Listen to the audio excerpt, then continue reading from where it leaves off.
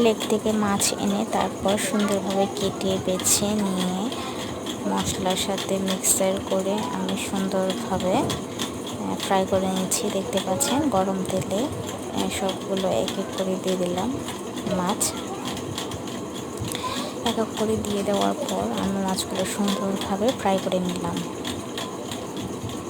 Fry হওয়ার পর এদিকে মাছগুলো ফ্রাই হচ্ছে, আমি অন্যদিকে পেঁয়াজ রসুন মরিচ নিয়ে সেগুলো সুন্দরভাবে কুটে নিচ্ছি। অন্যদিকে আমার মাছের এক প্লেট হয়ে গেছে, আমি উল্টে নিচ্ছি। এক এক করে সব মাছের পিসগুলো আমি উল্টে পাল্টে দিচ্ছি যেন খুব সুন্দরভাবে ফ্রাই হয়ে যায়।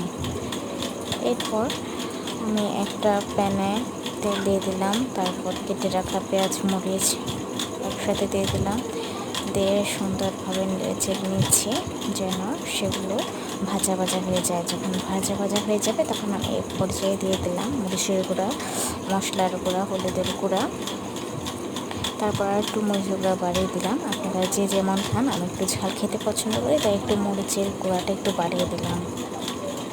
আর সাধারণত মাছে যদি একটু ঝাল হয় তার মাছটা একটু খেতে ভালো লাগে। এরপর আমি এক পর্যায়ে দিয়ে দিলাম পানি অ্যাড করে দিলাম মশলাতে যেন মশলাটা খুব ভালোভাবে কষানো হয়ে যায়। দেখতে পাচ্ছেন গাইস, মশলাগুলো খুব ভালোভাবে কষে গেছে। তারপর আমি এর মধ্যে দিয়ে দিলাম বিচি, যেগুলো আমরা চট্টগ্রামের মানুষ বলি খাইসা বিচি। এখন আপনারা কী নামে চেনেন সবাই অবশ্যই বলবেন। তারপর খুব সুন্দরভাবে বিচির সাথে কষিয়ে নিলাম, পানি দিয়ে দিলাম, অ্যাড করে দিলাম। তারপর বিচিগুলো যখন সিদ্ধ হয়ে যাবে তারপরে এক এক করে মাছগুলো বসিয়ে